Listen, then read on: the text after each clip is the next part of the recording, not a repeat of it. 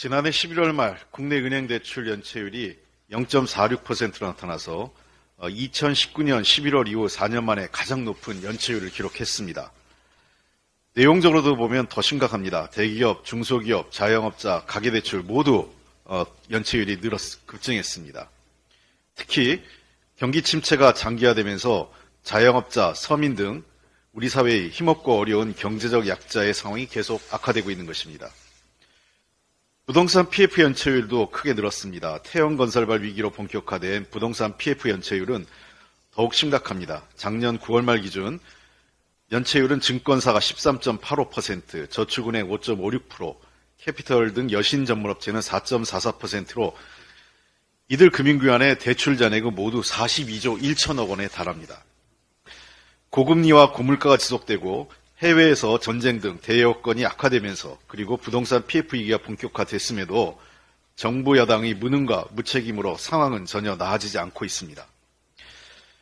2023년 한 해 부동산을 담보로 받은 대출을 갚지 못해 경매에 넘어간 건수가 10만 5,614건으로 전년에 비해 61%나 급증했습니다. 10만 건을 넘긴 것은 2014년 이후 9년 만입니다. 지난해 어음부들 역시 2001년 이후 22년 만에 최고 수준으로 치솟았고 기업들의 체감 경기도 악화 일로입니다. 한국은행에 따르면 올 1월 전체 산업 기업 경기 실사지수는 69를 기록해서 11개월 만에 최저치고 비제조업의 경우만 보면 이보다 더 낮은 67로 3년 4개월 만에 가장 낮습니다. 상황이 이런데도 정부는 강 건너 불구경하듯 팔짱만 끼고 있고 부동산 PF의 경우 돌려막기, 만기 연장 등 부실 대책으로 문제만 악화시켰습니다. 금융당국은 금융권 팔비틀기와 같은 관치 행태로 인해서 금융시장 질서를 왜곡하고 아무런 근본적 대책을 내놓지 않고 있습니다. 제2금융권, 고금리 대출자, 이자 감면 등 정부가 내놓은 대책은 일회성, 선심령 이벤트로 근본적인 문제 해결을 못합니다. 민주당은 신용 페널티 없는 채무 조정 및 대상 확대, 10에서 20년 장기 상환 도입, 저금리 대환대출 확대 등 취약 차주를 위한 맞춤형 정책을 대안으로 제시해 왔습니다. 아울러 부동산 PF 문제에 대해 손실에 대한 자기책임 원칙으로 재정 투입 최소화, 독립적 평가기관에 의한 엄정한 사업적 평가, PF 정리 과정에서 자산 매각 유동성 지원을 위한 캔커펀드 조성 등을 대안으로 제시한 바 있습니다. 정부 여당은 문제가 더 확산되기 전에 지금이라도 정책 기조를 전환해서 민생과 경제를 살릴 수 있는 제대로 된 방안을 내야 될 것입니다.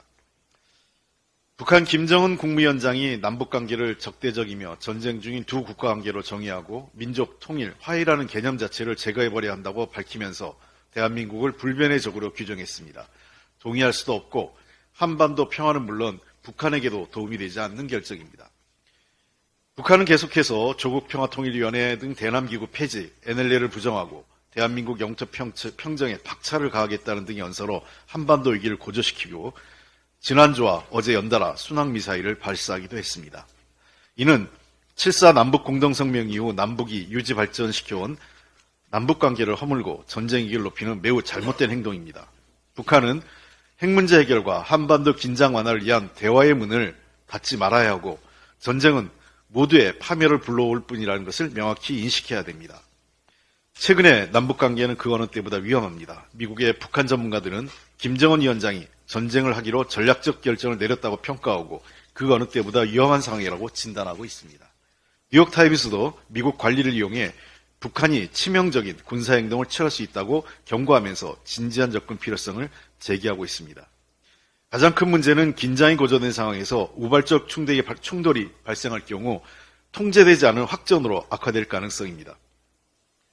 남북한의 충돌을 막을 최소한의 안전장치인 9.19 군사합의가 파기되면서 북한의 도발과 분쟁 가능성이 높아졌고 직통전화, 남북통신선 등 갈등을 최소화할 수단도 없는 상황이 더욱 이러한 우려를 키우고 있습니다.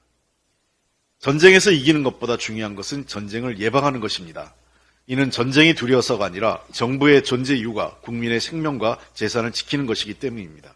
국민이 생명을 잃고 모든 것이 파괴된 이후 얻는 승리가 과연 누구를 위한 것인지 묻고 싶습니다. 냉전 시기 핵전쟁 위험 속에도 미국과 소련은 한라인을 설치해서 갈등을 관리하고 파국을 막았습니다. 최근 미국과 중국도 경쟁이 가속화되면서도 그 이면에는 서로 간의 대화와 소통을 이어가고 있습니다. 미국도 최근 남북협력이 한반도 평화 달성을 위해 필요하다는 점을 강조하고 북한에 대한 적대적 의도가 없다는 입장을 밝히고 지난 주말 미중 외교안보 책임자 회담에서 북한 문제를 논의하면서 북핵 문제에 대한 중국 역할론을 강조하는 상황관리에 주력하고 있습니다. 그러나 윤석열 정부만 그러지 않고 있는 것입니다.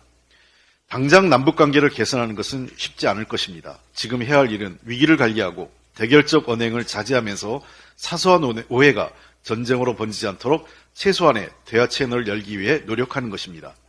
최근 한반도 상황이 그 어느 때보다 전쟁 가능성이 높다는 국내외 지적을 윤석열 대통령이 무겁게 받아들여주기 바랍니다.